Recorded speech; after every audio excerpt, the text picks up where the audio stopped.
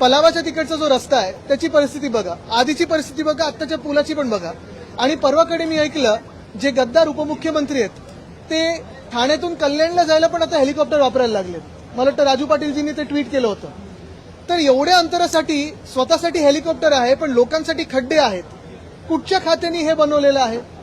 मुंबईचे रस्ते पहा तुम्ही, पुण्याचे हाल पहा तुम्ही, संपूर्ण महाराष्ट्रात प्रत्येक रस्ता, समृद्धी हायवे बघा ना तुम्ही, किती बेकार के खड्डे झाले, त्याच्यावर वरती खालती रस्ता झालेला आहे. 1 किलोमीटर तरी तुम्हाला सपाट दिसतोय का पहा.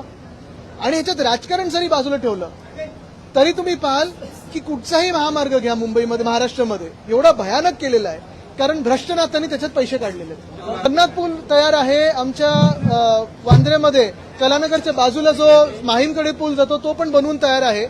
पण हे ना मुहूर्त सापडत नाहीये म्हणून यांचं उद्घाटन होत नाहीये. लोकांना त्रास झाला तरी चालेल पण भाजपचा मुहूर्त अचोक असो ही भाजपची भूमिका आहे.